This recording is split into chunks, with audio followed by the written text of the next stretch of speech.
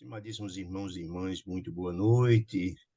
Que alegria encontrar vocês. Estamos de volta, né? Nossa jornada. Tivemos um pequeno recesso em função dos feriados natalinos, de fim de ano. Retemperado nossos espíritos, estamos voltando ao batente, à jornada, pedindo a Deus proteção, que Ele abençoe nossas vidas, nesse ano que se inicia, dando-nos coragem, discernimento, clareza, fortaleza, amor no coração, para seguir nossa jornada. Todos nós temos missões, o livro Mensageiros colocam, todos nós temos nossas programações. Quem é colocado aqui na vida, na reencarnação, sem nenhuma programação, nós temos missões, sim.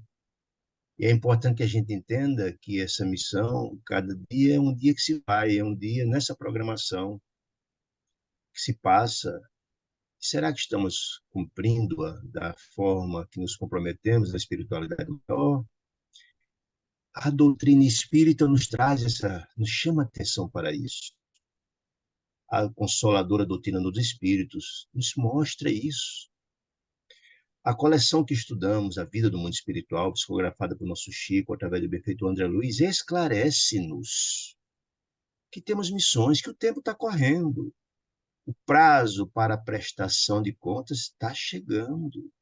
Cada um dia que se passa é um dia a menos nessa jornada. E qual é o dia? Não sabemos, pode ser amanhã, depois de amanhã, hoje à noite. Portanto, é importante que a gente compreenda isso, que estamos fazendo com essa oportunidade que Deus nos dá, a reencarnação, esse meio para atingirmos os fins, que é a felicidade. Portanto, essa obra ela é fundamental para isso. É uma experiência viva do Evangelho, com suas repercussões. O nome dessa obra, que é a sétima da coleção de 12, A Vida do Mundo Espiritual, chama-se Entre a Terra e o Céu. Ela é muito esclarecedora nesse aspecto, ou seja, mostra que as nossas ações ou omissões do dia a dia, elas repercutem, elas reverberam em dois planos, o dos vivos de cá, o dos vivos de lá. A gente nós somos seres interdimensionais, a gente o tempo todo interage uns com os outros. E mais que a cada ato ou omissão nossa, ela tem repercussão no presente, poderá ter no futuro, ou as dores, as angústias que passamos hoje, pode ser provas ou expiações do que fizemos no passado, outrora, lá no pretérito, que mostra a lei inalienável de Deus, a lei do progresso, mas a lei de causa e efeito. Isso é muito importante.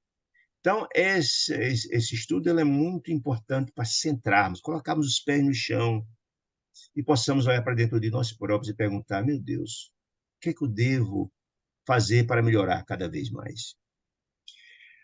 É muito importante também que a gente tenha clareza, e essas obras esclarecem, a fundamentalidade da oração, da prece, como instrumento de conexão nosso, nós criaturas, com o Criador, com o Criador.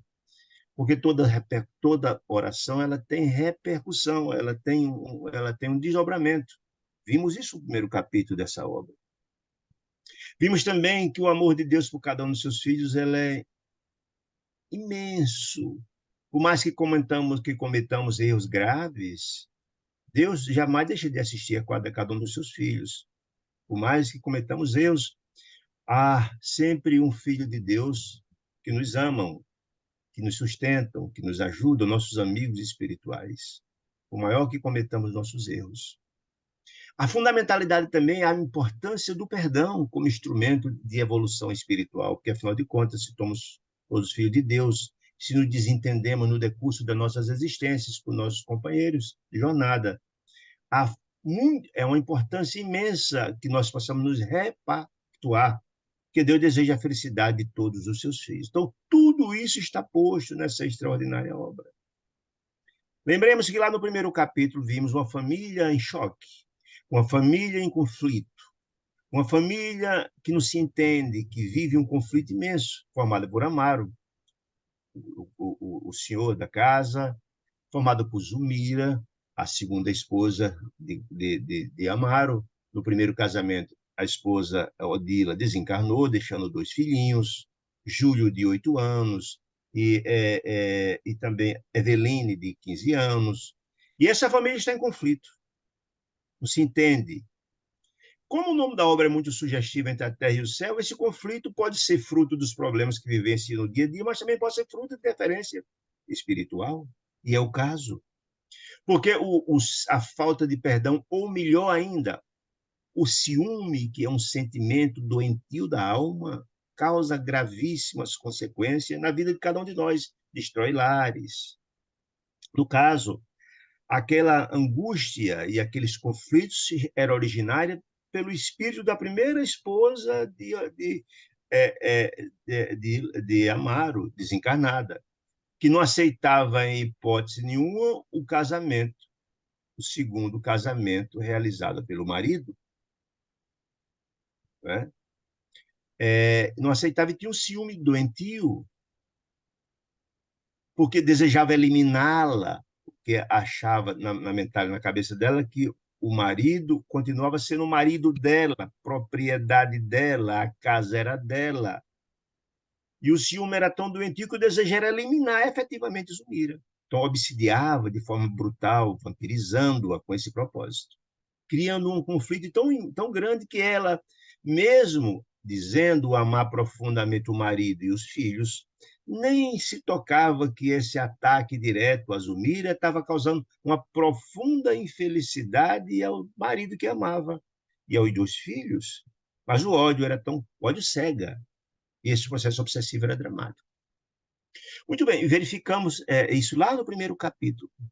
E aí, como a gente falou que, na verdade, os nossos atos têm repercussão no presente, no futuro, ou as dores de hoje podem ser fruto de algo que fizemos no passado, no decurso do livro que fomos estudando, trabalhando, analisando, refletindo sobre ele, verificamos que aquele conflito estabelecido não era do presente, ele tinha reverberação em algo muito passado há muito tempo atrás, lá no começo do século, ainda na Guerra do Paraguai.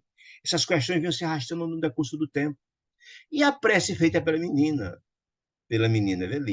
Evelina, rogando a Deus intercessão, ajuda para equacionar aquele problema, prece ouvida e repercutida, chegou ao nosso lado onde ela era oriunda. O ministro Clarencio, na companhia de André Luiz e de Hilário, que tinham também como objetivo, além de ajudar, mas também de buscar subsídio para esta obra, vem em socorro. E vimos desdobrar dessa obra que, na verdade, tinham muitos implicados naquele conflito daquele lar, desde a Guerra do Paraguai. Ou seja, questões que foram feitas lá atrás que criaram graves erros, graves problemas, graves mágoas, graves ressentimentos. E como Deus é Pai misericordioso e bom e deseja a repactuação dos seus filhos, a atuação do ministro Clarence e de sua equipe foi sendo feito gradativamente, trabalhando cada um daqueles irmãos implicados em dores do passado, visando desanuvelar, desatar os nós do passado, visando essa repactuação. Ao final, os capítulos que vamos estudar hoje, 29 e 30, já caminhando para o final do livro, nós estamos numa fase em que todas essas questões vêm sendo equacionadas. Porque daquela criança, o Júlio, que era filho de Odila e de Amaro, ele desencarna afogado no mar. E porque também havia um outro conflito em decorrente do ciúme. A própria Zumira, segunda esposa de Amaro, com o ciúme doentio do filho dele, do primeiro casamento de Júlio, porque ele tinha uma atenção muito especial ao menino de 8 anos, órfão de mãe, absolutamente compreensível. Dava uma atenção especial ao menino, até para, na verdade, compensar essa orfandade do menino. Isso causava um ciúme doentio na segunda esposa dele, Izumira, que sentia ciúme, sentia desejo até se livrar do menino e foi, de alguma sorte, negligente na sua vigilância quando ele se banhava na praia, que suicidou. Ou melhor, que morreu afogado. Então, esse complexo de culpa dela abriu os flancos do espírito dela para o ataque de Odila, porque o complexo de culpa é um complexo que, na verdade, facilita os processos obsessivos. Muito bem.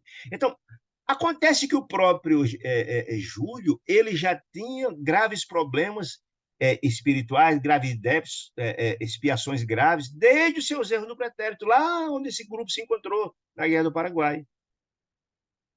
Ele fora, naquela época, protagonista de fatos graves, de desentendimentos envolvendo com a própria Amaro e com a própria Zulmira, a época chamada de Lina, né? Lá atrás. E no decurso desse período, ele suicidou lá atrás. Ele teve uma tentativa de suicídio, em decorrência de ter sido abandonado pela sua companheira da época, que era a própria Zulmira, chamada Lina, à época. Tentou o suicídio tomando veneno, causando graves lesões no seu perispírito. Escapando, tentou o suicídio e conseguiu, se afogando, causando mais lesões no seu perispírito. Então, esse menino que é, reencarna, é, é, que reencarna é, como filho, de, de Amaro, em função dos débitos do passado, ele traz sérios problemas espirituais, né? E esse débito já de alguma sorte contraído lá atrás por Amaro foi pago em parte, entre aspas, no primeiro, como pelo fato de o próprio Amaro ter recebido esse menino na qualidade de filho, né? E ele desencarna. E então há uma necessidade desse reencontro novamente, dessa reencarnação do menino que está desencarnado, sofrendo graves problemas desencarnado, em função dos problemas de suicida no passado. Então, ele já, de alguma sorte, como havia implicações dele com o próprio Júlio e com a própria Zulmira no passado, em parte, essa dívida, digamos assim, entre aspas, entre ele e o próprio Amaro já foi quitada, entre aspas, porque ele já foi, Amaro recebeu como filho. Mas como ele desencarnou fruto de suicídio, graves problemas, ele precisa retornar de novo, até porque existem implicações dele, Júlio, com a própria Zulmira do passado, que precisam ser quitadas. E o débito, digamos assim, junto a Amaro, também não foi quitado. Então, há uma necessidade de reencarnação desse menino até para poder. Os graves compromissos que ele causou, as lesões, só a reencarnação vai ajudar no seu processo de renovação e transformação. Bom, com essa síntese rápida que a gente retoma o estudo, dizendo o seguinte, que todas essas discussões, essas revelações da obra estão postas nos capítulos passados. Basta se inscrever lá no YouTube, no site, no endereço da Sociedade de Estudos Espírita de Natal, onde você vai encontrar uma playlist com todos os vídeos atinentes a esse estudo, e mais, cento e tantos vídeos relativos ao estudo das obras de André Luiz, das 6 primeiras obras, certo? Então, vamos continuar, começando então o estudo do capítulo 29 e 30, depois dessa síntese, né? Então, diz aqui André Luiz, ante a reencarnação. Reencarnação de quem? De Júlio, que está de retorno para continuar sua jornada. Diz ele, na noite imediata, porque, na verdade, já houve a concepção do menino, ele está em fase de reencarnação, de receptividade, ter sido recebido no útero já da mãe, está no processo de formação formação do seu próprio corpo, do seu corpo de carne, digamos assim, da formação do seu feto, né? Então, a noite imediata que aconteceu, todo esse processo da reencarnação do menino, atendendo à solicitação, Clarencio, que é o dirigente espiritual do grupo, lembramos que Clarencio é ministro do nosso lar, do Ministério do Auxílio, né?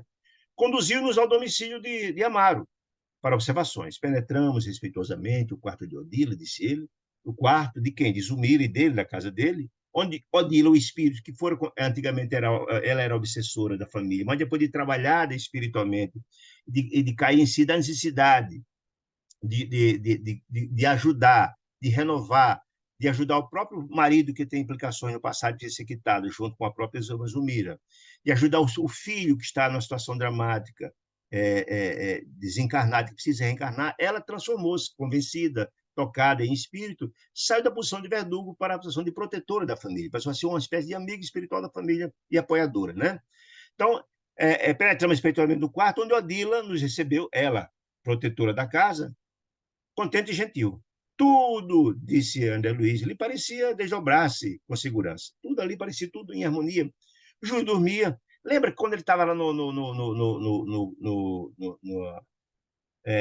na colônia espiritual, que era uma espécie de jardim de infância do mundo espiritual, ele estava profundamente aflito com dores continuadas em função do grave lesão na área da garganta pelo veneno, uma tentativa de suicídio.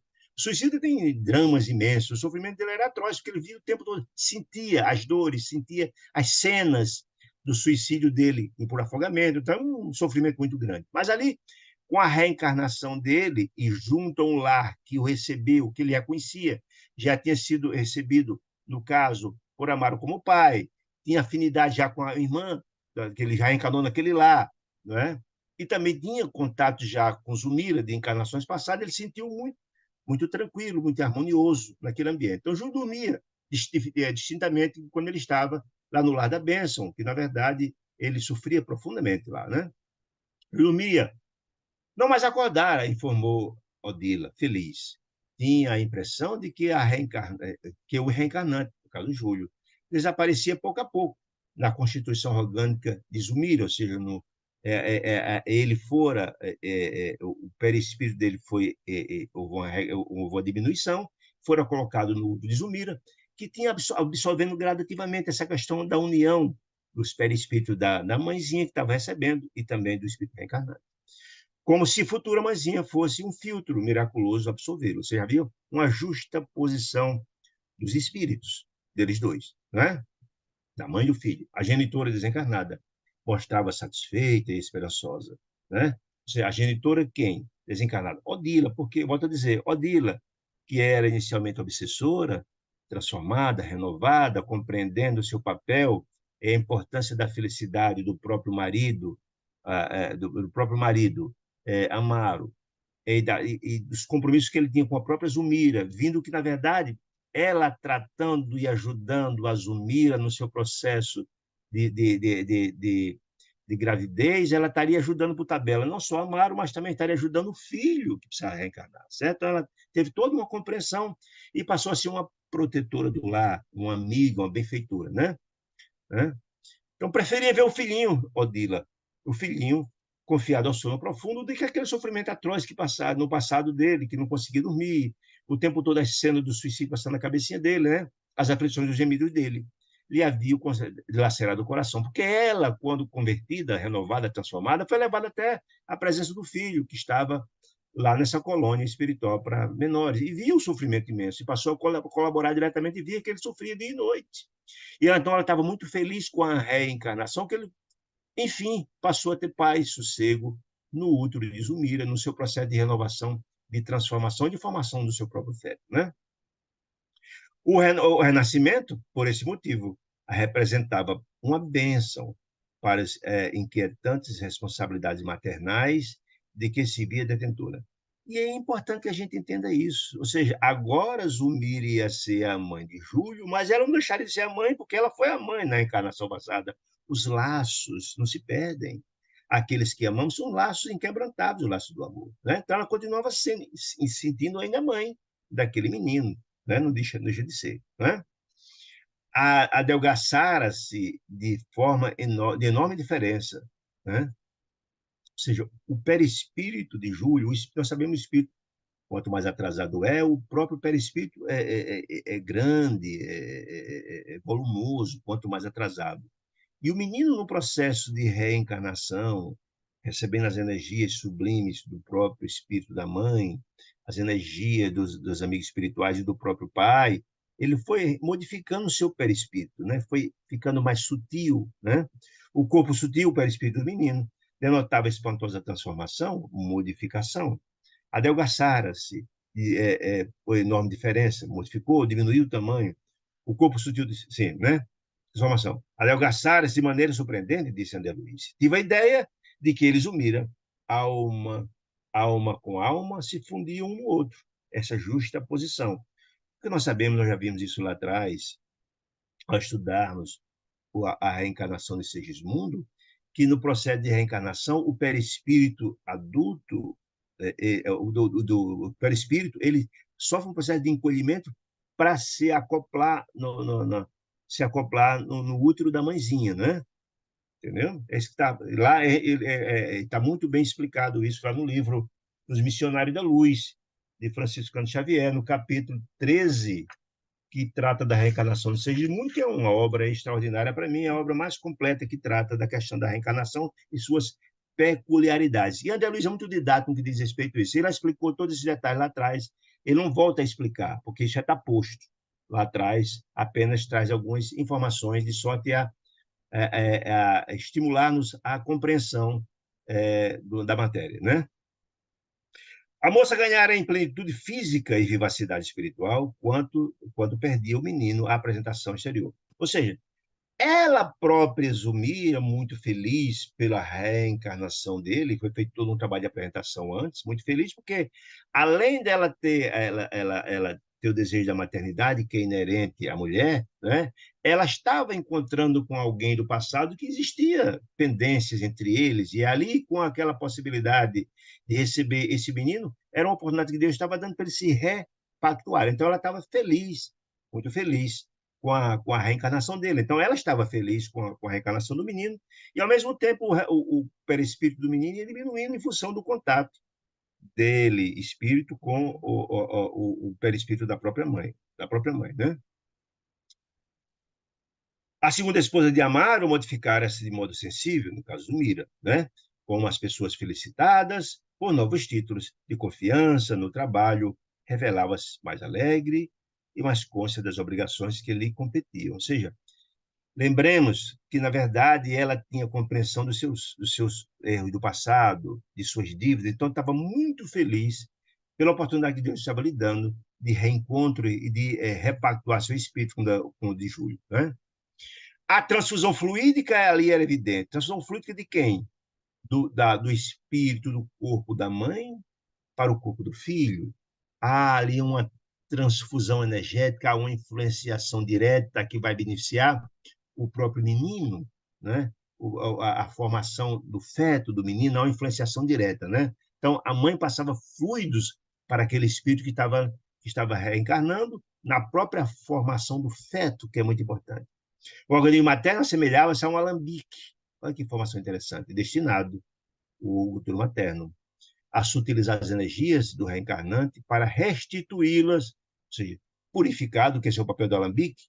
O alambique é um instrumento utilizado para destilar a bebida, para tirar a sujidade da bebida, de sorte que purificar a bebida. Está dizendo que o organismo materno funcionava como uma espécie de um alambique, tirando as sujidades, as impurezas do próprio perispírito de Júlio, restituindo ao corpo, restituindo essas energias que eram sujas, limpa, de sorte a melhorar a saúde orgânica do próprio menino. E ele, o menino, o espírito que estava ali, na formação do novo envoltório, né? Registrando-nos o assombro por aquele processo que ele estava vendo lá, todo o processo se desenvolvendo, a interferência fluídica da mãe sobre o perispírito do menino. André Luiz, curioso, como sempre, perguntou então a Clarence que explicasse aquela situação toda. E então, o ministro Clarence esclareceu: olha, meu filho, a reencarnação, tanto quanto na desencarnação, é um choque biológico dos mais apreciados. Então, ele está dizendo o seguinte: olha, a reencarnação como a desencarnação são parecidos, na verdade. Isso é uma observação nossa, mas é fato. Ou seja, como você vai reencarnar, você morre para o mundo espiritual. Os contatos que se tinha no mundo espiritual morrem, aqueles laços. Há um processo de religamento. Você que, na verdade, quando você desencarna, você se desliga do corpo físico para ascender ao mundo espiritual. Você perde as ligações com a materialidade. No contrário, na reencarnação, ao contrário, você estava livre, volta a se amarrar ao processo da carne, da matéria, né? Então, está dizendo isso, né? É um choque biológico. Você, na verdade, quando se desencarna, você corta os laços que tem com a matéria. O desenlace, os laços são retirados. E lá também, você perde as conexões com o mundo espiritual e passa a se enlaçar com a matéria, né?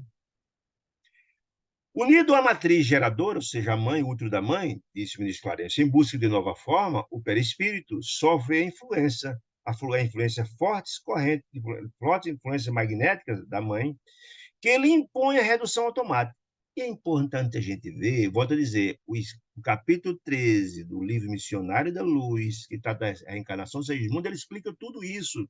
Ele mostra, inclusive, o papel do encolhimento do perispírito, mostra o papel dos espíritos construtores, mostra também a importância e contribuição do espírito reencarnante nesse processo de desligamento do mundo espiritual para entrar na matéria. É todo um processo, onde é uma atuação dos espíritos construtores, tem um papel importantíssimo nesse processo da transformação do perispírito, né? Constituído a base de princípios químicos de semelhança, diz Clarencio, em suas propriedades, ao hidrogênio, que a se expressarem através de moléculas significativamente distanciadas uma das outras, quando ligado ao centro genésico feminino, experimenta expressiva contração. Então, está dizendo assim, como há, na verdade, entre as células um espaço nessa contração, na concepção, há uma contração dessas moléculas. O perispírito vai diminuindo, perdendo volume, né? A maneira do indumento de carne, sob a carga elétrica de elevado poder. Observa-se, diz Clarencio, então, a redução volumétrica, porque esses espaços que existiam antes vão sendo contraídos, né? Então, o perispírito perde volume, ele fica pequenininho, fica no tamanhozinho do feto, né? Perde aquele volume. Imagine um espírito adulto desencarnado, a redução do perispírito não é uma coisa singela, é um processo sofrível, inclusive, dependendo do estágio evolutivo do espírito, né? Isso é mostrado isso muito bem lá na Reencarnação do Segismundo, no capítulo 13, Missionários, como falei, né? Muito bem. Toda matéria, disse Clarencio, que não serve ao trabalho fundamental de refundição, ou seja, transformação da forma, é devolvida ao plano planeterial, oferecendo-nos o perispírito esse aspecto de desgaste, que é o encolhimento, ou de maior fluidez, ou seja, o espírito se torna mais diáfano, o perispírito se torna mais diáfano, ou seja, todas as energias que não serão úteis na refundição, na transformação do perispírito, nessa nova etapa, serão devolvidas à natureza. É como no processo de desencarne. A gente toma por empréstimo algumas energias, algumas substâncias no nosso corpo de carne, e quando desencarna, aquelas energias voltam para a natureza. Né? É a lei de Lavoisier que diz que na natureza nada se cria, tudo se transforma. Ou seja, as energias de nosso corpo, que nós temos energias provenientes, inclusive, das massas das estrelas, nós temos no nosso corpo físico, nós tem ferro, tem várias. Essas energias, quando não mais necessitadas, serão devolvidas à natureza, se transformam em outras questões, reutilizadas em outras questões, em outros corpos, etc, etc, etc. Eles, o processo de encarnação é exatamente a mesma coisa. As energias não serão mais necessárias na formação do novo corpo, elas são devolvidas à natureza, ao plano eterial, como ele está se reportando aqui. Certo? Quer dizer, então, Isilário, em sua curiosa curiosidade construtiva, quero dizer que os princípios organogênicos na formação, os princípios da formação do novo corpo, essenciais do espírito de Júlio, já se encontram reduzidos na intimidade do altar materno. É um molde, entenda, porque é preciso compreender isso, gente. O perispírito é a roupa do espírito. E esse perispírito é o molde do corpo de carne que vai ser gerado. É preciso entender isso. Né? Ou seja, o corpo de carne, o feto que será gerado gradativamente, terá o perispírito como molde. Como molde. Por isso diz lá muito bem, lá no Missionário da Luz, o processo de formação desse corpo. Ele explica todos esses detalhes lá. Ele explica detalhes, inclusive, da concepção, da escolha da escolha da escolha de todo o material que será utilizado, né? Para a formação. O trabalho dos espíritos construtores é um trabalho importantíssimo. Olha-se o mapa reencarnatório e vê todas as construções que serão necessárias da constituição do corpo que vai ter vindouramente, como será feito esse corpo. Tudo é posto lá. Né? Então, o perispírito é um molde, que será onde o corpo de carne será feito com base naquele molde, que é baseado em toda a construção do próprio mapa reencarnatório do reencarnante, né? E a maneira de um ímã, disse ele, vão aglutinando sobre si os recursos de formação do novo vestiário de carne, ou seja, do novo corpo de carne que vai sendo formado pelos espíritos construtores, baseado naquele modo que é o perispírito, que ele será o vaso próximo de manifestação, o próximo corpo físico de carne, né? E a formação e a forma a rarecer-se, a ser refeita dos nossos olhos, sob os nossos olhos. André Luiz perguntando, Hilário perguntando, e o corpo que vai se modificando aqui para a gente ver como vai se constituindo? Disse então Hilário, espantado. Está em ativo processo de dissolução. Ou seja, ele, na verdade, vai se modificando o perispírito, daquelas energias que não precisam mais, e todo um trabalho que será feito a partir daquele perispírito. As energias não serão necessárias, serão devolvidas à natureza, como explicou muito bem. E com a bela serenidade que ele assimilava, Clarence continuou explicando. Também o corpo físico parece dormir na desencarnação. Aí ele faz uma similidade, ele faz uma comparação da desencarnação com a reencarnação, que é a mesma coisa. Os materiais que não serão utilizados, quando a gente tem um perispírito e precisa reencarnar, não vai ser utilizado, é devolvido à natureza. Ele faz a mesma coisa aqui, quando ele desencarna. Quando a realidade começa a restituir, quando ele desencarna, o corpo está lá. Começa a restituir as unidades químicas que compõem o corpo de carne, a vestimenta de carne, à natureza, que ele já emprestou a título precário. É aquela história da lei de Lavoisier, que eu falei há pouco tempo, né? E na natureza nada se cria, tudo se conserva. Tudo que não é utilizado é devolvido e é utilizado por Deus em outra etapa, em outra coisa, em outro corpo, enfim. Apenas com a diferença de que a alma desencarnada, ainda mesmo quando em deploráveis condições de sofrimento e inferioridade, avança para a libertação relativa.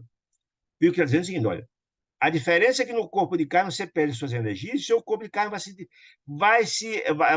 ganhando a liberdade relativa, ou seja, ela vai cortando os laços, os nós entre o corpo, o perispírito e o corpo de carne. Vai desatando os nós que ligavam a matéria. Está dizendo isso. Já ao passo que na reencarnação, ao contrário, só foi um processo de volta, sendo do religamento. Um você se liberta dos nós e o outro se religa. Você sai da liberdade relativa que você tinha como desencarnado e volta a se ligar à matéria.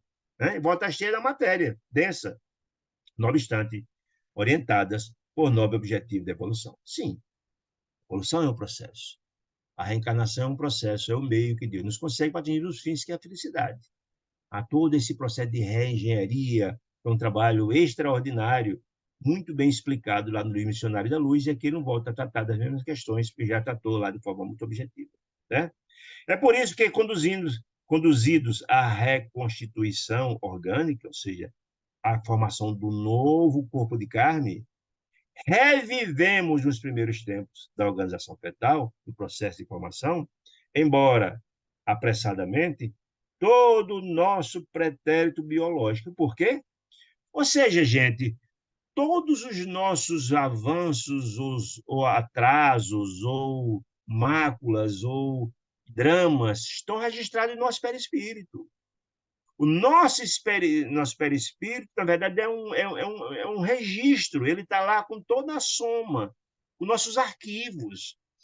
Tudo que está lá posto, os dramas, as agressões, as próprias graves contusões, as próprias é, é, é, aquelas agressões que cometemos contra o nosso espírito, está lá registrado. Isso não será desconsiderado, não, no próximo corpo de carne, não. Nós somos a somatória de tudo que fizemos. Então, nossas qualidades, nossos defeitos estão postos lá. Ninguém pede por vai reencarnar. Não. Por isso que ele está dizendo aqui, ó. Revivemos nos primeiros tempos da organização fetal, embora apressadamente, todo o nosso pretérito biológico, toda a carga que está lá, genética, todos os sofrimentos, todas as nossas contusões perispíritas estão lá postas e vão ser incorporadas no próprio corpo, no próximo corpo de carne. Porque, na verdade, o corpo de carne nada mais é do que uma cópia do perispírito. Essa é a grande questão, certo? Cada ser que retorna ao envoltório físico, ser que reencarna, automaticamente, na reconstrução da forma do corpo de carne novo, né? Em que se exprimirá na Terra todo o passado que lhe diz respeito, estacionando na mais alta configuração típica que já conquistou. para o trabalho que ele compete, de acordo com o degrau evolutivo que se encontra. Ou seja, nós somos a somatória de tudo que já fomos. A gente chega, nós somos o estágio mais elevado que atingimos. Nós somos a somatória. Já foi muito pior. Hoje é o momento mais importante da nossa vida agora. Ninguém foi e voltou, porque o Espírito não regride. Nós somos a parte mais elevada que atingimos até hoje. Toda essa herança de acertos e erros estão lá postos, registrados no perispírito. E tudo isso continua no corpo de carne, porque o corpo de carne nada mais é do que a cópia do perispírito. A maneira simples como a qual Clarissa explicava a problema tão complexo, dizia André Luiz, induzir-nos a sublimes pensamentos quanto à magnitude das leis divinas. Ou seja, ele mostrava ali a importância das leis divinas, que são inderrogáveis. As leis divinas são inalteradas e todos nós somos submetidos a elas. As leis são universais, a lei do progresso, a lei de ação e reação. Tudo é feito em conformidade com, não há diferenciação, não. São leis inderrogáveis, a lei do progresso, a lei de ação e reação, por aí vai. Ali, diante do nosso caso comum de reencarnação, auxiliado por nossas preces, no culto da fraternidade, obtínhamos vastas elucidações, vastas explicações, ensinamentos sobre o plano geral da existência. Era uma aula, vocês estavam verificando ali a formação do novo feto, como fora explicado esmiuçadamente lá no livro Missionário da Luz, no capítulo 13, como já me reportei. Inspirado talvez na mesma faixa de reflexão que me preocupavam, Hilário perguntou ao Ministro Clarence: os princípios que analisamos funcionam igualmente nas mesmas circunstâncias para os animais? Ou seja, os animais reencarnam, o processo é o mesmo? Eles, mas como não? Disse ele. Todos nos achamos na grande marcha de crescimento para a imortalidade. Os animais também evoluem, crescem, evoluem. Tudo que Deus cria está fadado à lei do progresso, meu amigo. Os animais, as árvores, a fauna, a flora, tudo. Nas linhas infinitas do instinto, que é o princípio, o instinto é a parte inicial do processo evolutivo, né? Só se tem princípios de inteligência, né? Depois da segunda etapa, que é a inteligência. Depois vem da razão, do progresso e da sublimação, que é o estágio mais evoluído. O amor se sublima, é o topo do processo evolutivo, o desenvolvimento do amor pleno. Permanecemos todos vinculados à lei do renascimento, como inalienável condição de progresso. Ou seja, todos nós estamos ligados à lei do progresso. Tudo que Deus cria evolui, os planetas, as galáxias, os buracos negros, tudo progride. Tudo progride. Todos nós estamos infensos, todos nós estamos dentro da lei do progresso. Ninguém refoge a ela. Atacamos experiências múltiplas, disse ele, e recapitulamos-las. Ou seja, nós temos as experiências e aqueles atos que deveríamos, aqueles degraus que deveríamos crescer e que não conseguimos, voltamos de novo para recapitular. Refazemos. É um processo continuado de progresso, né? É um processo de aprendizado continuado. Aquelas experiências que temos que vivenciar, que não tiveram proveito, matriculamos de novo, fomos reprovados, voltamos de novo para a escola da vida, para reaprendê-los, né? Tantas vezes quanto é necessário, disse ele, na grande jornada para Deus. Todos nós estamos na nossa jornada para Deus. O que significa jornada para Deus, gente? Lembra que Jesus falou que somos Deus? E somos filhos de Deus, não há nenhuma dúvida disso, né? Deus deseja a felicidade de seus filhos, nos dá todas as possibilidades para, mesmo cometendo graves erros, caindo aqui e acolá, sempre teremos a oportunidade de retomada através da assistência, porque Deus assiste o homem pelo homem, diz André Luiz, nessa mesma obra. Aí é fato, né? Então somos Deus.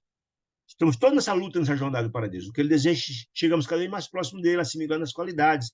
Por isso Jesus foi portador dos ensinamentos sublimes do seu evangelho, como material capaz de transformar, de renovar e de educar a alma humana. É o desejo de Deus que cresçamos, né? Crisálidas de inteligência, ou seja, estamos no processo inicial de inteligência, nos setores mais obscuros da natureza, evoluem para o plano da inteligência fragmentária, ou seja, um processo gradativo de evolução, onde se localizam os animais de ordem superior, que, por sua vez, se dirigem para o reino da consciência humana, tanto quanto os homens, pouco a pouco, se encaminham para as gloriosas esferas dos anjos.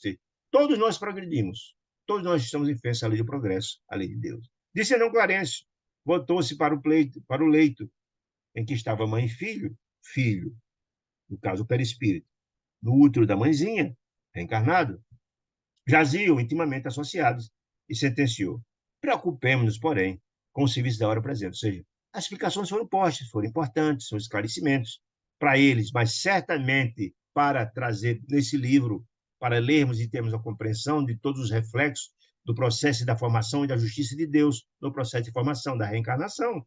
Mas vamos aqui o caso presente, o que interessa mais diretamente, que é a reencarnação de Júlio, o caso de Zulmira, etc.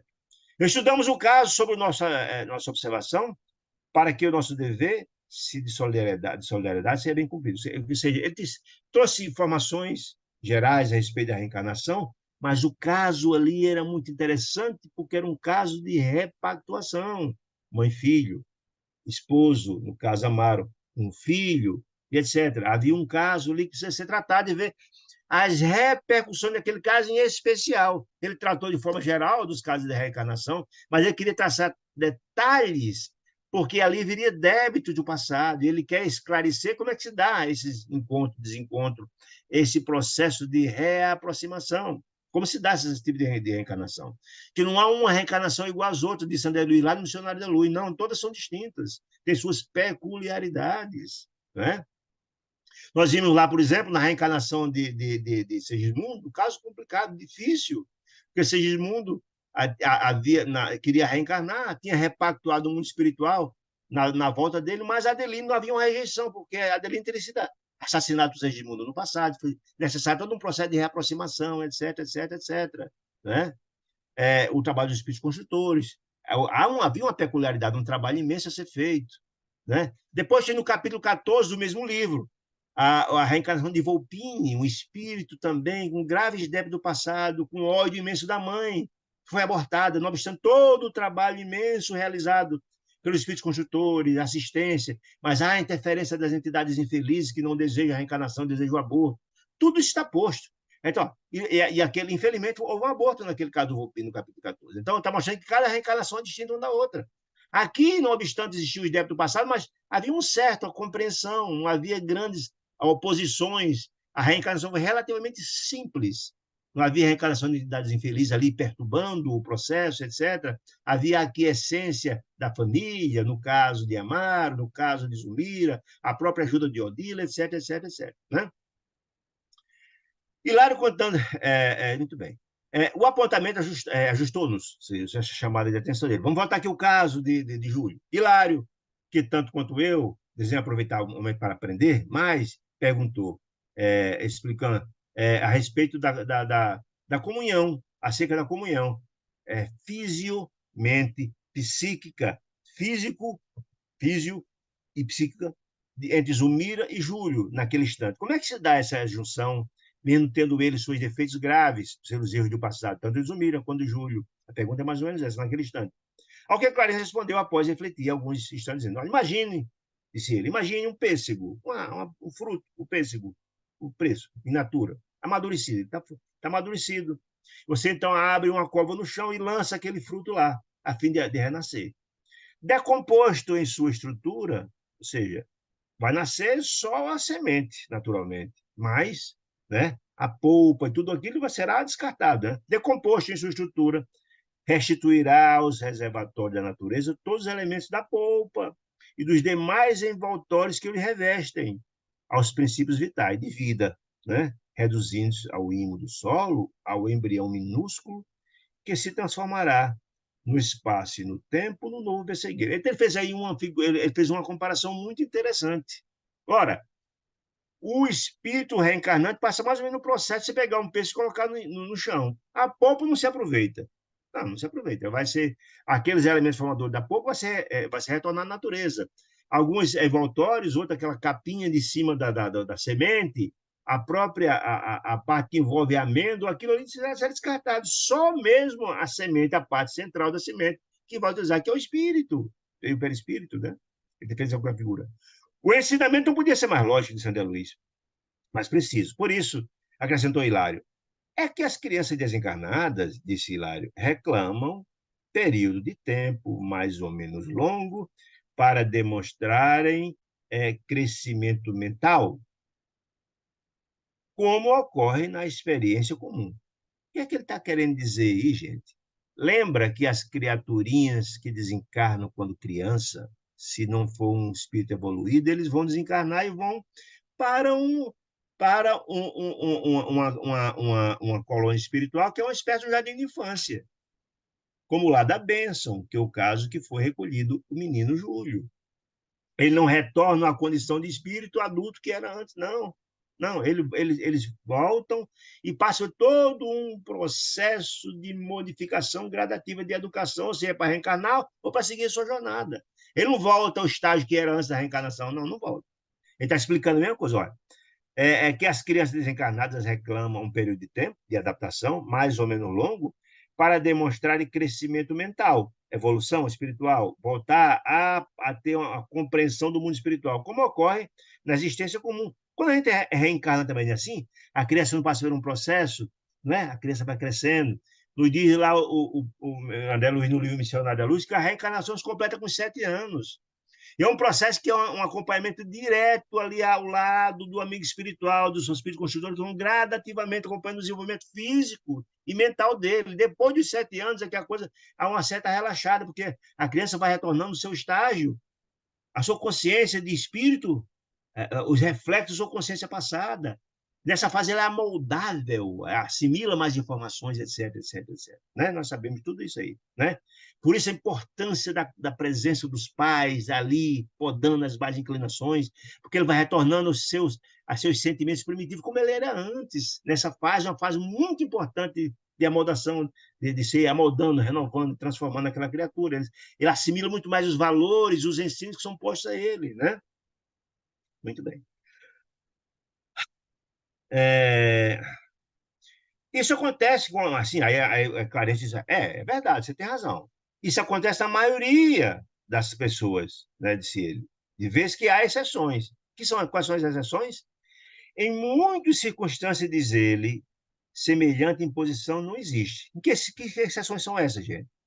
Quando a mente já desenvolveu certas qualidades, aprimorando-se em mais altos degraus de sublimidade espiritual, pode arrojar em si mesma os elementos indispensáveis para a composição dos veículos de exteriorização de que necessite em planos que lhe seja inferior. O que é que ele quer dizer com isso, gente? Isso acontece na grande esmagadora maioria que somos nós, espíritos ainda atrasados que retornamos à carne. Porque, na verdade, os espíritos mais evoluídos, não, eles dominam o processo. Eles dominam o processo. Não precisa passar por esse sofrimento. Eles são mais elevados, eles têm o domínio sobre isso e ajudam de forma muito natural no processo. É a mesma forma na mesma forma da desencarnação.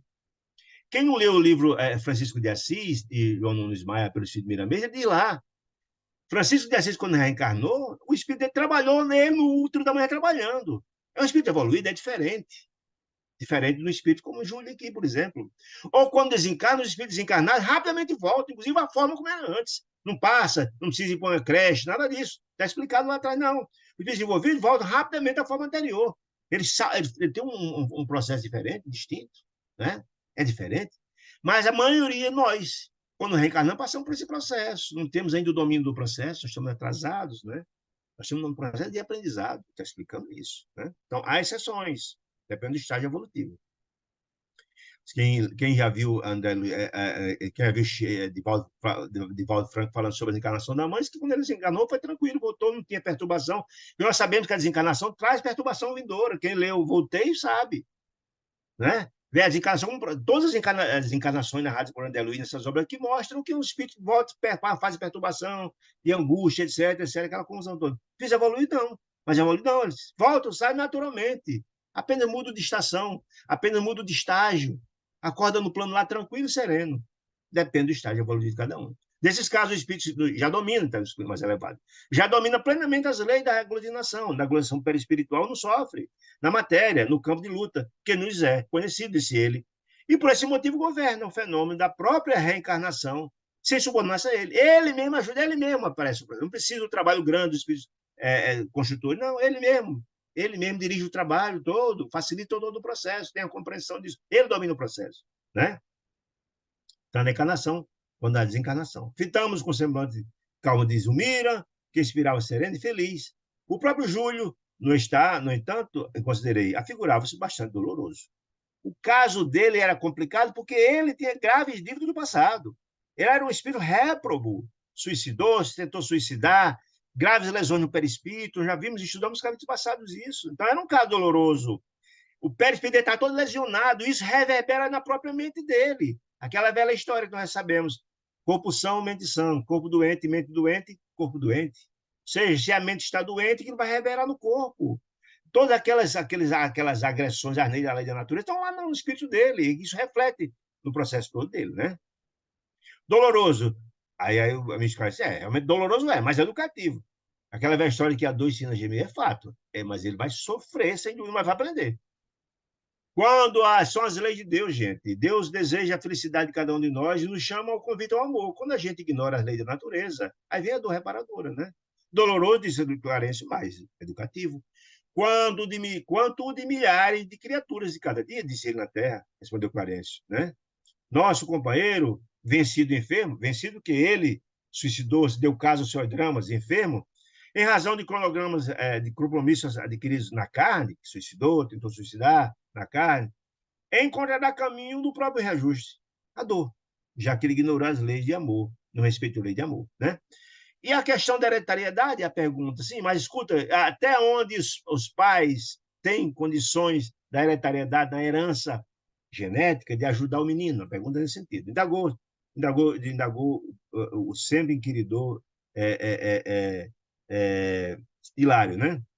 Júlio, disse o Clarence, perdendo o corpo sutil, aquele corpo velho que tinha, em que chorava atormentado, ressurgirá na existência física, essa é a pergunta de Hilário, sem a moléstia, sem as contusões na garganta, na glótis, que o apoquentava, por herdar fatalmente as características biológicas, genéticas dos pais? A pergunta é essa. Parece, não, meu filho. Sorriu e disse, olha, não, a hereditariedade, a qual é aceita nos conhecimentos científicos do mundo, tem seus limites. O que quer dizer com isso? Olha, não temos o condão de apagar os erros que estão no espírito. Se o espírito é doente, meu camarada, não tem jeito. Se a mente dele é doente, está lesionado pelo espírito, não tem como apagar isso. A lei da hereditariedade ajuda de alguma sorte no corpo físico, mas não vai alterar os karmas, as dores, as doenças, as lesões do perispírito dele. E outras questões, quer explicar isso, né? Filhos e pais, indubitavelmente, disse Clarence, ainda mesmo quando se catalogam distante uns dos outros, em termos de evolução, sob o ponto de vista moral, guardam sempre afinidades magnéticas. Sim, um ajuda o outro entre si. Desse modo, os progenitores, os pais, fornecem determinados recursos ao espírito reencarnante, mas esses recursos não estão condicionados às necessidades da alma. Que necessidade, gente? De reajuste. Quem viola a lei da natureza, vai ter que pagar, não tem jeito, vai ter que passar. A todos será cobrado até o último centímetro, dizia Jesus. Então, cada um conforme as suas obras, dizia Jesus. Então, a criatura que precisa das provas, das expiações, vão passar por elas. Não é a interferência hereditária dos pais que vai modificar isso, né? Que eles aproveitam a cooperação. Os pais, sim. Por quê? No fundo, olha que é a informação sábia. No fundo, somos herdeiros de nós mesmos. Ou seja, as nossas dívidas são intransferíveis, terão que ser pagas. Não tem jeito. A parte hereditária modifica, ajuda de alguma forma, mas não vai apagar as dívidas que temos do passado. Ninguém transfere nossas dívidas, terão que pagar. Querem dizer isso. Assimilando as energias, deixa eu ver como é que está aqui o tempo. Muito bem. Assimilando as energias dos pais terrestres, disse ele, na medida de nossas qualidades, boas ou mais, para o destino enobrecido ou torturado, de que fazemos jus. O destino torturado se faz jus porque nós temos nossas dívidas, nós temos nossos karmas, nós temos nossas lesões, nossas responsabilidades, né? Então, assimila as qualidades dos pais, etc. Ajuda, mas não apaga o débito. Pelas conquistas ou pelos débitos que voltam à Terra conosco, nós somos a soma, emergindo de nossas anteriores experiências. Ou seja, a gente traz tudo e vai repercutir, sem dúvida nenhuma, na vida presente. A gente traz tudo que a gente conquistou, de bom ou de mal, estou explicando isso. Né? Nós somos a soma de tudo. Somos, diz ele, então, levados àquele que é Júlio, transportará consigo a enfermidade que sofria em nosso plano espiritual, a maneira de alguém que se mudando de domicílio, se mudando de casa de um local para outro, não modifica o quadro orgânico, você não se muda daqui para outro bairro, modificar. Ou você é encarnado de um jeito, desencarna, vai modificar. Não, você é a mesma criatura. Os débitos que você tinha, você acorda do outro lado, a mesma coisa. Você é a mesma criatura, não muda nada. Com a diferença só de que aqui você podia até disfarçar. Lá não disfarça nada. Você parece com as qualidades, com as virtudes e com os defeitos que tem. Isso que ele quer dizer é isso. Né? Observou Hilário. A consciência dele. Isso mesmo, elucidou o ministro. Satisfeito. O problema é de natureza espiritual. Ou seja, as doenças da alma estão postas lá, perpassarão para o futuro corpo. Porque corpo são, mente sã, corpo doente, mente doente. Né? Durante a gravidez de Zulmira, a mente de Júlio permanecerá associada à mente materna. Há uma conexão, não tem como não haver. Né? Quem leu lá atrás o livro que eu terminei de dizer aqui, mencionado da luz, no capítulo 14, via a conexão da mente da mãe de Volpini com ele, os ódios sendo destilados um para o outro, os ódios, etc., terminou havendo o abortamento. Então, há uma justaposição das mentes. Né? Estou explicando aqui. Ó. Durante a gravidez de Zulmira, a mente de Júlio permanecerá associada à mente materna, influenciando, como é justo, a formação do embrião. Sim, influenciará para o bem ou para o mal, caso não haja amor ou haja ódio. Né? Todo o cosmos celular do organismo estará impregnado pela força do pensamento enfermiço do nosso irmão, que regressa à Terra. O que quer dizer com isso? Tanto ele, Júlio, a mente enferma, doente, interfere na mente da mãe, como a mente da mãe interfere na mente dele, para o bem ou para o mal. É isso que está dizendo. Há uma interface, há um interrelacionamento muito próximo entre mãe e filho, sempre. Por isso a importância é muito importante, se orienta que mãe, mente da mãe, converse com o filho no próprio útero, converse, dialogue, diga que ama, etc. Tudo isso é importante para essa repacificação, essa possibilidade que Deus dá de reencontro, né? etc, etc, etc. Para que os laços sejam refeitos com muito amor e tal.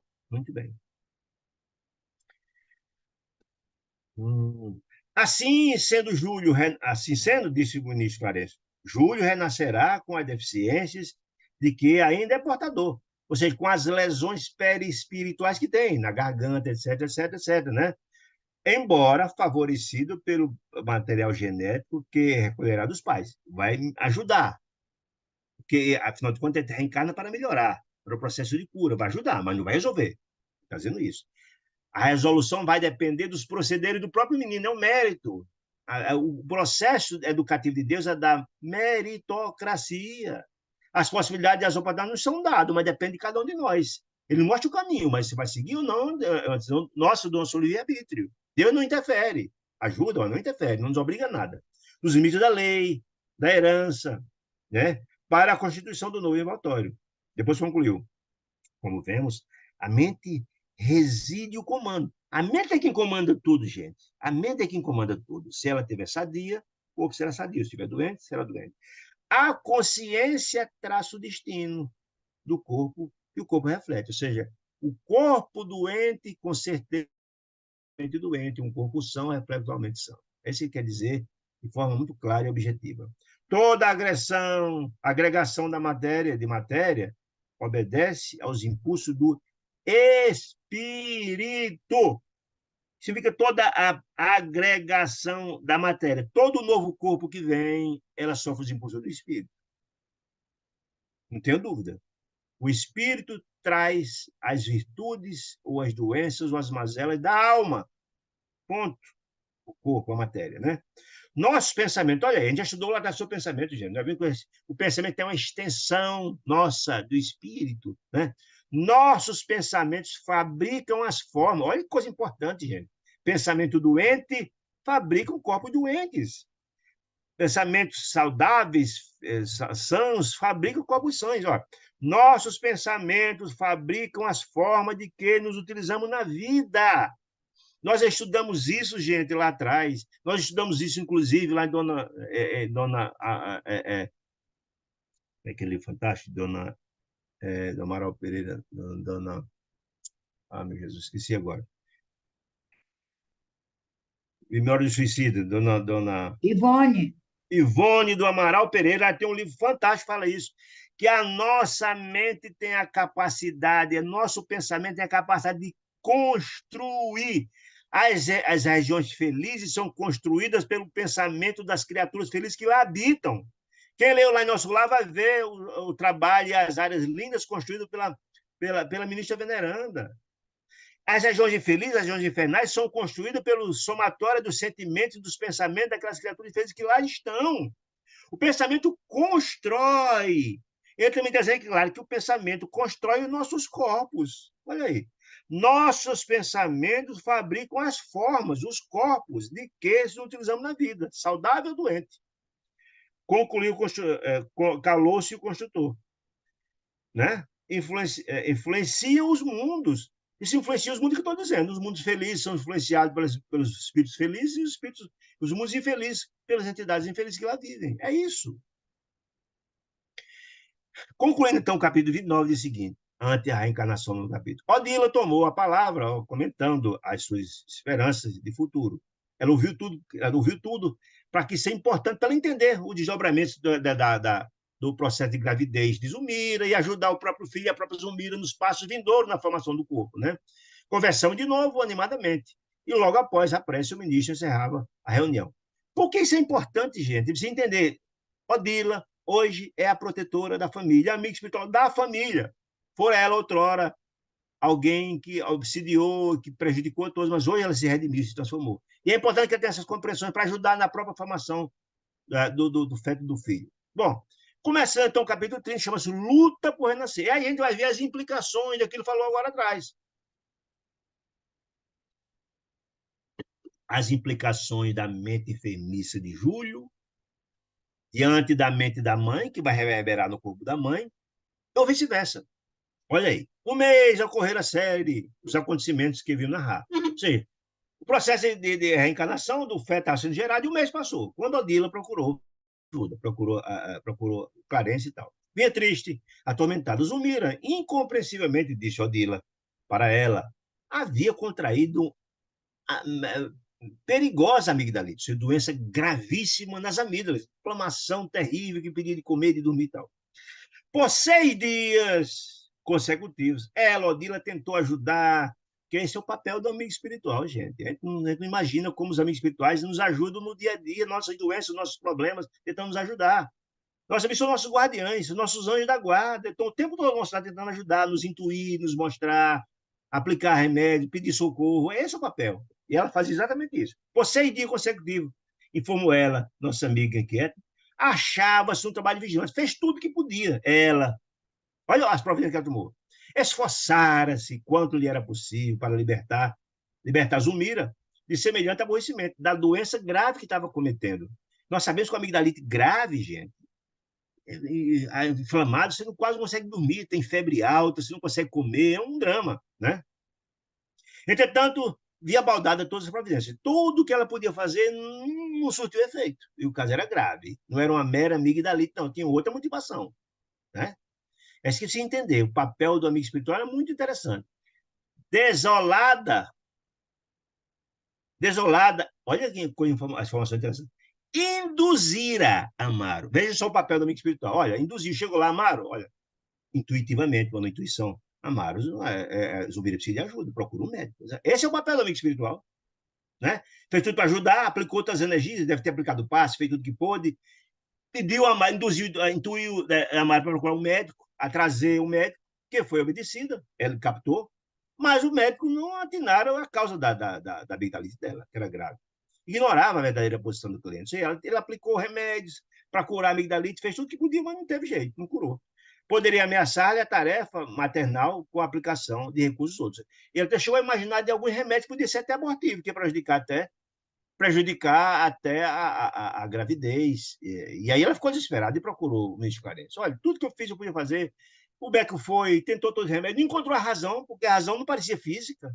Tinha outra razão, porque tudo que o médico sabe sobre a doença, tentou fazer o remédio, mas não resolveu. Ela, quando o doente, estava numa situação muito difícil. Rogava-nos por isso socorro. Né? Clarence, que não se delongou na assistência, precisa, era noite. Foram então à casa imediatamente. Chegou lá e encontrou Zumira no leito. Demorava-se em aflitiva prostração. Ou seja, ela estava. Porque, gente, quando a gente está numa situação, numa crise grave dessa, você não consegue comer, não consegue dormir, é dor, é febre, é um incômodo muito grande. E ela estava grávida por cima, né? Que sugam as energias, né? Cabelo de exalinho, olheiras arroxeadas, não conseguia dormir, em face da rubra, febre alta, né? Parecia guardar a chegada de alguém que a auxiliasse para debelar a crise. A supuração, ou seja, pus, a garganta cheia de pus, nas amígdalas, tolir o hálito, e realmente isso acontece, né? Um hálito intragável, e lhe impuseram dores lancinantes, a garganta fechada, não podia comer, não conseguia deglutir e tal. A pobre senhora apenas gemia, semi-sufocada, quase você respirar a passagem e tal. Exausta, cansada, sem alimentar e tal. O esposo e a filha, Sejamaro e Evelina, desdobravam-se em carinho para tentar socorrê-la e tal, procurando reanimá-la, mas o Mira, que a deixara uns 30 dias atrás, corada e bem disposta, revelava-se agora profundamente abatida pela crise, pela doença, pelo problema todo. Né? Drogas variadas, disse André Luiz. Alinhava na prateleira, mas todos os remédios que o médico passou, estavam lá. Ela tomou e não resolveu. Nosso instrutor examinou cuidadosamente. E percebendo a admiração com aquele quadro, ou seja, deixando claro que o problema não era físico, não era doença convencional, disse: ó, Zumira reclama nosso concurso diligente. O problema se, olha só, olha a resposta dele. Zumira reclama nosso concurso diligente. Ou seja, o problema dela era espiritual, não físico. Pode, apesar do concurso deles. Porque se fosse um problema meramente físico, o médico tinha resolvido o problema. Nosso concurso diligente. Precisamos garantir o êxito da missão esposável. Qual a missão?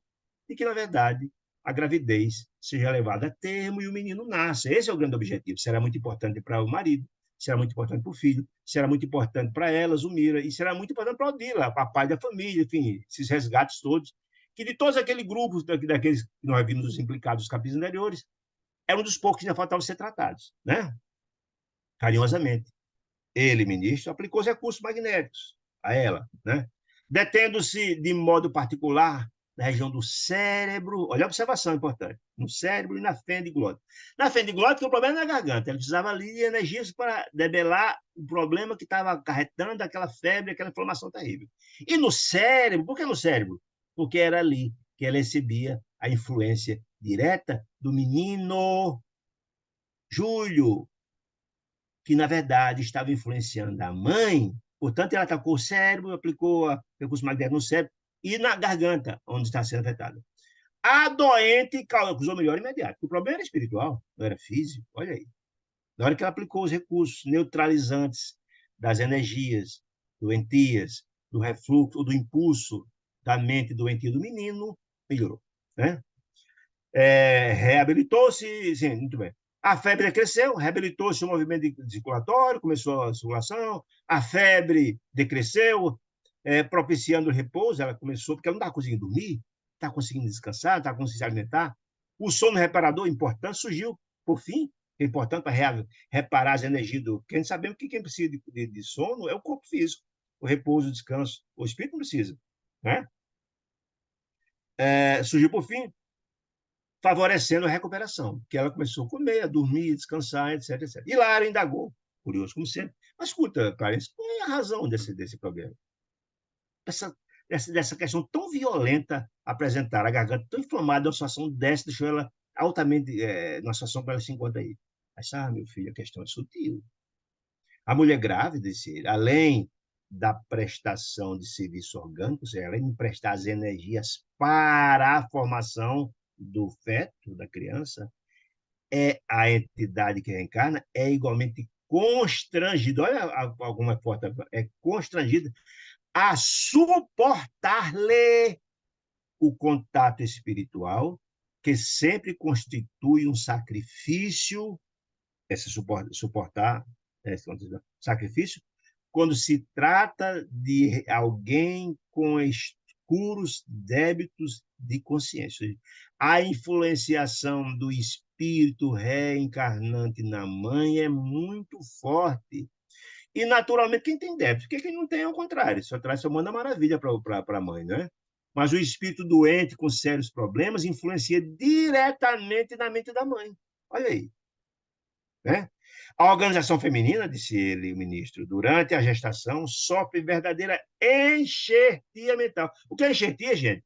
Quando é que é feito o enxerto? Você pega a parte de uma árvore e você acopla na outra, de sorte que um passa a ser interagindo com a outra.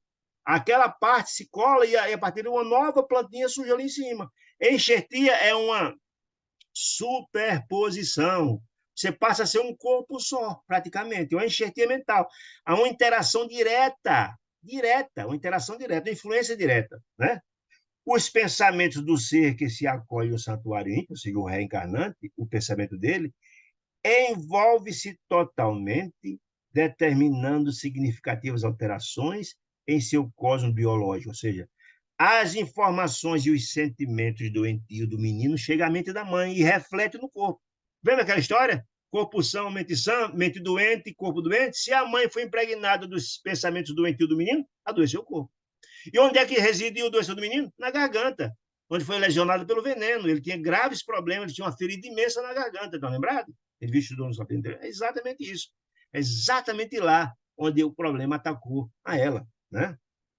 Se o filho é senhor de. Ao contrário, olha aqui o contrário, que ele vai dizer agora. Mas se o menino, o reencarnante, é senhor de larga evolução, se fosse o caso, e dono de elogiáveis qualidades morais, se fosse o caso, consegue auxiliar o campo materno, prodigalizando-lhe sublimes emoções e convertendo a maternidade, habitualmente dolorosa, e não é fácil, em estação de esperanças e alegrias intraduzíveis. Mas no processo de Júlio, observamos duas almas que se ajustam ao mesmo, das mesmas dívidas e na mesma posição evolutiva. Ou seja, as duas são doentes. Lembramos quem é, na verdade, Zumira. Zumira nada mais é do que Lina, aquela que tem um débito lá atrás com ele, que foi através dela que ela induziu ele ao suicídio, abandonou-o para ficar com Armando. E quem era Armando? Um amigo querido de Júlio. E quem era Armando hoje? Ah, Armando hoje nada mais é do que Amaro. Nós já vimos isso lá atrás. Então, ela era um espírito endividado, sim, assimilava fácil os pensamentos dele, que ambos estão no processo de dívidas, estão se ajustando. Então, essa capacidade dele induzir a mãe é imenso. É isso que está nos dizendo. Está claro, gente, como é importante isso? Muito bem. Influenciam-se mutuamente. A mãe influencia ele e ele influencia a mãe. O ministro fez longa pausa. Aí, não aplicando os passos. Aplicando os passos aonde?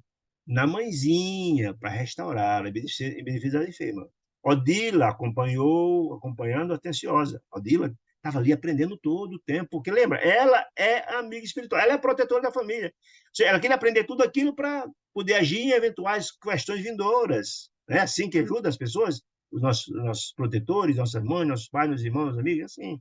Muito bem. De todos nós, parecia ela a mais preocupada com as lições ouvidas. E por que preocupada?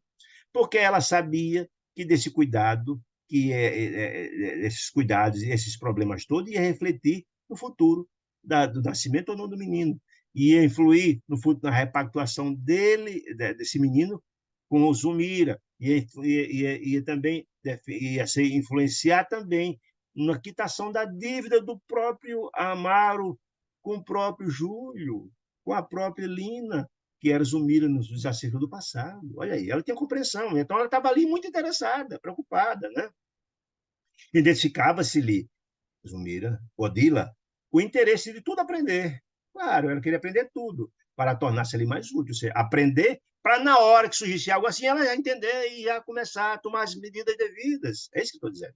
Fim de alguns instantes, Clarence continuou. Se Zumira atua de maneira decisiva na formação do veículo do menino, se ela fornece energia no menino, o menino atua vigorosamente nela, nas suas influenciações, na mente dela, né? Estabelecendo fenômenos perturbadores em sua constituição de mulher. Né? A permuta de impressões entre ambos é inevitável, disse ele, não tem como evitar. Né? É como a enxertia que eu falo, a enxertia mental. E os padecimentos de Júlio, os padecimentos que Júlio trazia na garganta, foram impressos na mente da mãe. Mente doente, corpo doente. Mente são, corpo são. Isso nós sabemos disso. Que os reproduz no corpo que se manifesta. Portanto, era a influência doentia do menino atuando na mãe e a mãe reproduzindo no corpo físico. Portanto, era uma doença de ordem espiritual. Por isso que o médico não dá conseguindo resolver. O medicamento não está resolvendo ali. É preciso assistência espiritual, como aconteceu. A corrente de troca entre mãe e filho não se circunscreve à alimentação. Não, não é. Ou seja, quem está falando da alimentação? Não é a mera nutrição, porque nós sabemos que a mãe alimenta o filho pelo cordão umbilical, nós sabemos disso, alimenta o feto. Mas não é só isso. Não. A, troca a corrente de troca entre mãe e filho não se circunscreve à alimentação de natureza material. Não. Estende-se ao intercâmbio constante das sensações diversas. A mente, né? Os pensamentos de Zulmira guardam imensa força sobre Júlio, tanto quanto os de Júlio revelam expressivo poder sobre a nova mãezinha, como a gente já viu na situação anterior. As mentes de um e de outros, como se justapõem, se interpenetram, é a enxertia que falamos há pouco, né? Mantendo-se em permanente comunhão uma com a outra, até que a natureza complete o serviço que lhe cabe no tempo, ou seja, até que o menininho nasça, né? Até que nasça essa enxertia, essa justa posição vai continuar. De semelhante associação, disse ele, procedem os chamados sinais de nascença.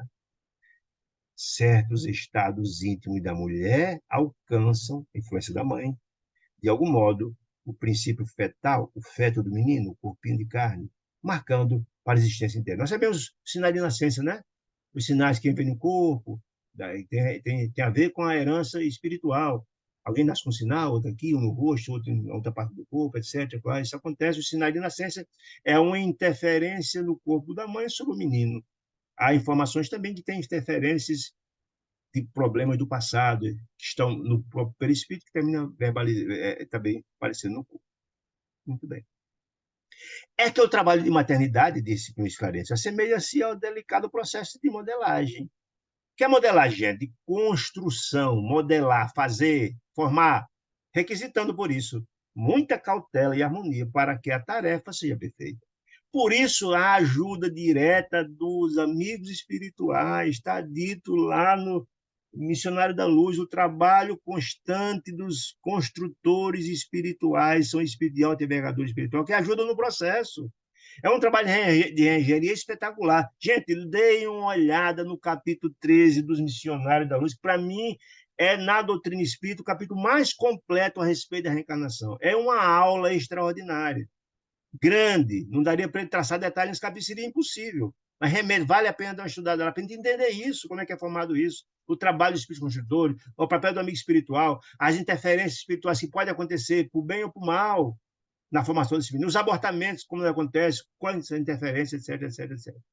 Em seguida, a carência com devoção paternal levou a efeito diversas operações magnéticas. Continuam aplicando os passes de auxílio na cavidade pélvica, onde está o útero da mãezinha, né? Aplicando lá, de sorte a beneficiar o menino, etc, etc.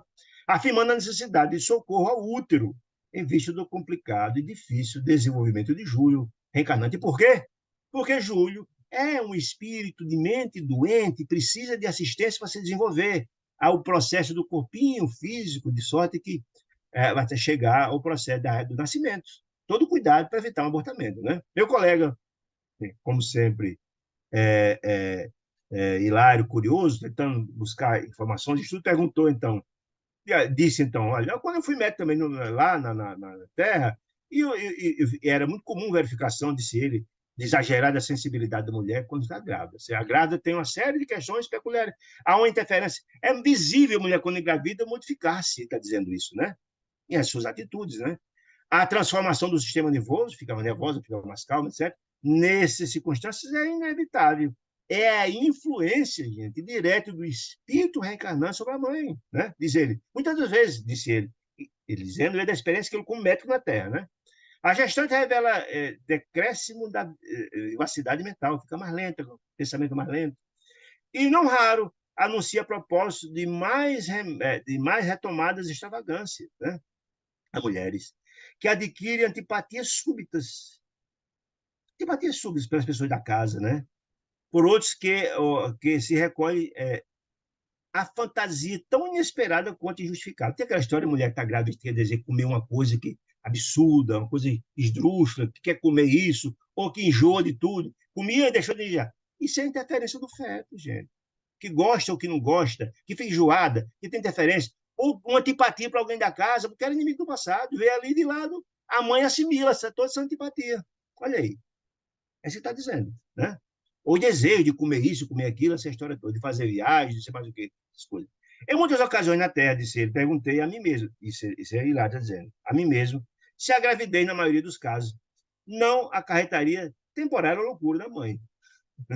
Clarence Rio disse, olha, a explicação é muito clara, a gestante é uma criatura hipnotizada. Olha que informação interessante. Hipnotizada a longo prazo. Seja, durante toda a gravidez, ela sofre o hipnotismo ou a interferência direta do espírito reencarnante. Isso está nos dizendo. Olha aí. Tem o campo psíquico, a mente, invadido pelas impressões e vibrações do espírito reencarnante, que ele ocupa as possibilidades para o serviço de reincorporação no mundo. Então, a interferência é direta. Por isso se explica essas excentricidades, comer isso, comer aquilo, ter raiva daquilo, não gostar, enfim. Quando o futuro filho não, observação, não se encontra suficientemente equilibrado diante da lei, é o caso de Júlio. E isso acontece quase sempre, que a maioria de nós que encarnamos ainda temos desequilíbrios, precisamos mudar, melhorar muito. A mente maternal é suscetível de registrar os mais estranhos desequilíbrios, porque a maneira de um médium, olha que observação interessante, a maneira de um médium que sofre interferência do espírito, comunicante, não é assim? Não é assim? Não é assim? E o médium estará transmitindo opiniões e sensações da entidade que o empolga. Ou seja, ela incorpora as antipatias ou as simpatias, os gostos ou desgostos do espírito reencarnante. É isso que está nos dizendo. Afligia-me observar quando Hilário disse, há inopinada aversão de muitas mulheres gestantes contra os próprios maridos. De repente, enjoa do marido, fica com raiva do marido. Sim, respondeu Hilário, respondeu Clarence. Isso ocorre sempre quando um inimigo do pretérito volta a cá, inimigo do marido, a fim de resgatar débitos contraídos para com aquele que ele servirá de pai. Aí, de repente, a mulher assimila as antipatias, a raiva do menino pelo pai, pelo marido. A mulher fica com raiva do marido que assimila, né? Temos, contudo, os casos, ponderei, disse André Luiz, em que, na ribalta da vida, no dia a dia do mundo, vemos filhas que foram, evidentemente, forte desafeto das mães em passado remoto ou próximo. Tal animosidade que eles caracterizam as relações. Os filhos que têm uma raiva danada da mãe, têm uma aversão, que brigam, que se agradam, se atacam, até se matam, né? Infelizmente acontece. A explicação é essa. Reparamos que, em tais ocorrências, disse ele, as filhas são muito mais afins dos pais, não obstante trazer 8 meses na barriga, alimentar no peito e tal, mas ela não gosta da mãe, gosta mais dos pais, porque é afinidade com o pai, ela tem problema com a mãe, Deus dá essa possibilidade extraordinária da maternidade, visando essa repactuação, né? Vivendo psiquicamente em harmonia, harmoniosa associação com os pais, com eles, e distanciando-se espiritualmente das mãezinhas, que por vezes tudo fazem, enfim, para quebrar essa barreira da separação. Religação dessa natureza, quando isso acontece, diz ele. Aí perguntou Hilário, surgir um obstáculo na encarnação? Parece, não, de modo nenhum, não. A esposa, por devotamento ao companheiro, se for o caso, por devotamento ao companheiro, cede, ela não faz com cria birra com a filha, com a criança, não fica com ciúme da criança, se for compreensível, né? Cede facilmente à necessidade da alma que volta, entendendo, ao reduto doméstico, para fins regeneradores de repactuação, né?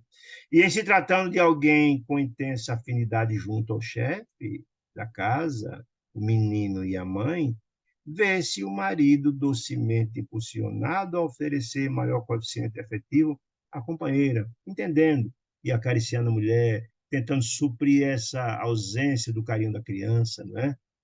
E vez que se sente envolvido pelas forças dupla de atração, tanto da esposa que o ama, quanto da criança que o ama. Ele tenta, digamos assim, compensar isso, dando uma atenção maior à esposa, né? Os que são compreensivos.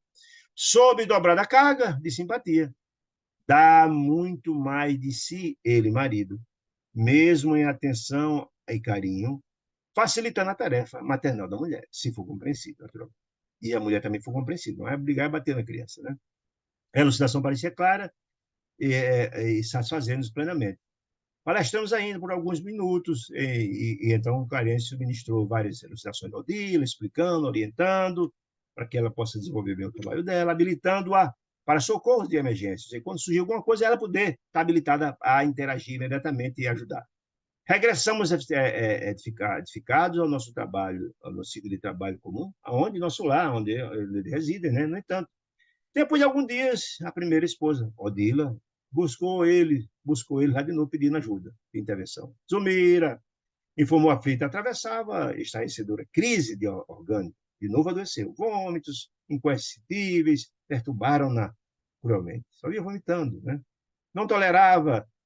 Nós sabemos isso, né, gente? Aí na gravidez vomita para nada, não consegue comer nada, bota tudo para fora, né? O famoso Draminha, o remédio que as mulheres usam, etc. Isso é fato, né? É, o sistema digestivo dela, sim, não tolera a alimentação, vomitava tudo. O sistema digestivo apresentava alterações profundas.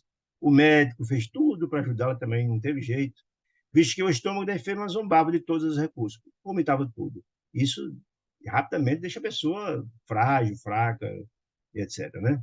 Não nos delongamos na execução do trabalho assistencial, ou seja, de pronto, imediatamente, entendeu Clarence que o problema era espiritual de novo, né? E correu para lá. Relevante a gestante, relevava-se a gestante efetivamente em condições ameaçadoras. Ou seja, se ela continuasse assim, ia definhar e podia, inclusive, abortar. As náuseas repetidas provocaram a gradativa impulsão da anemia, para aquecer, né? Clarence, porém, submeteu a passes magnéticos de longo curso, problema espiritual, prometendo que a medida se faria seguir das melhores necessárias para o problema espiritual. Deveres diversos convocavam-nos a presença em outros setores. Plagiou e voltou para a tarefa dele. Ainda assim, depois de despedidas, Hilário perguntou: escuta, ministro, que fenômeno é esse? E ele então disse: em toda a sua experiência médica na Terra, não conseguia explicar. Clarence, Hilário, porque na verdade foi médico na Terra e viu casos semelhantes. E Clarence explicou: estamos certos de que a ciência do porvir do futuro ajudará a mulher da defesa contra a sua espécie de aborrecimento, assemelhou Clarence. Então, no futuro, a ciência vai evoluir, vai evolver e vai chegar até essas compreensões, disse ele. Por enquanto, não. Encontrando definições de ordem fisiológica para tais conflitos. Mas, no fundo, disse ele, o desequilíbrio é de essência espiritual. Lembra que André Luiz lá atrás falou que no dia que a ciência compreender as implicações espirituais na saúde física, no dia que entender que boa parte das doenças do corpo físico são decorrentes da doença da mente, vai trabalhar a mente, o espírito vai melhorar, é isso que ele está dizendo aqui. No futuro, no porvir, vai chegar, mas por enquanto não. O problema é de ordem espiritual. Aí foi explicar por quê que a mulher vomita tanto. O organismo materno, absorvendo as emanações das entidades reencarnantes, funciona como uma espécie de exaustor de fluido. Olha que explicação interessante, gente. Ou seja, o organismo da mãe é um exaustor dos fluidos deletérios que ainda estão lá, do espírito reencarnante doente, da alma, né? Ele começa a desintegrar aqueles fluidos e ela absorve aqueles fluidos, né, exaustor, e aqueles fluidos traz adoecimento ao organismo dela. Fluidos esses que nem sempre são aprazíveis ou facilmente suportáveis pela sensibilidade feminina, e ela adoece. Por isso tem a ideia do vômito. Daí a razão dos engulhos frequentes, dos vômitos, tudo que pode botar para fora. De tratamento até agora muito difícil, que é da situação espiritual. Semelhante nota oferecia-nos valiosa opinião de meditação, de Sandra Luiz. O tempo desdobrou-se, semana após semana, tudo correu bem. Insistimos na visitação à residência de Amaro, de quando em quando, convocados ou não pelo trabalho, algum problema talvez deve ter acontecido de ordem também espiritual, até que certa manhã, Odila nos veio jubilosa dizer: olha, o menino nasceu, feliz da vida ela, né? De conformidade com a aprovação da pequena família, chamar-se-ia novamente Júlio. Olha que informação interessante. Primeiro, que família é essa? Que família é essa? Amaro? Evelina, que foi irmã dele, Amaro foi pai dele na encarnação, na minha encarnação passada, né? Zumira e a própria Odila, toda essa família resolveu chamar de novo Júlio. Aí uma peculiaridade, 3 encarnações eles chamam o mesmo nome, Júlio, ponto. E é uma peculiaridade muito interessante, que pela primeira vez vi, lendo o livro Espírita, quando, na verdade, uma pessoa é pai duas vezes do mesmo filho. Amaro foi pai de Júlio, com Odila, e agora pai na mesma encarnação, na mesma encarnação dele, Amaro, de Júlio de novo, com Zumira. O Espírito voltou duas vezes, tendo com o mesmo pai. Olha que coisa interessante, né? Comungamos da sua profunda alegria, de Odila, e com a solidariedade dos amigos sinceros, voltamos a abraçá-lo em espírito. Por que voltaram a abraçá-lo? Porque eles visitaram ele lá da bênção, em espírito, e abraçaram lá. E agora voltaram a encontrar e abraçá-los ele, reencarnado, como Júlio, filho de Zumira, e filho também de Amaro. Ei, gente, quanta informação bacana, né? Deixa eu dizer assim, cada vez que a gente lê mais essa obra, a gente fica encantado com o nível de informação que nos traz. É extraordinário. E aqui, meus amigos queridos, que estou terminando, queria saber se tem alguma pergunta. Se tiver, ficamos felizes se puder responder. Agradecer demais pela companhia carinhosa. Estava com saudade de vocês. É um prazer voltar a encontrar vocês e juntos refletirmos, reflexionarmos a respeito dessas lições imorredoras trazidas por André Luiz, por determinação da espiritualidade maior. Fique com Deus, uma semana de muita paz e luz. E até quarta, se Deus nos permitir.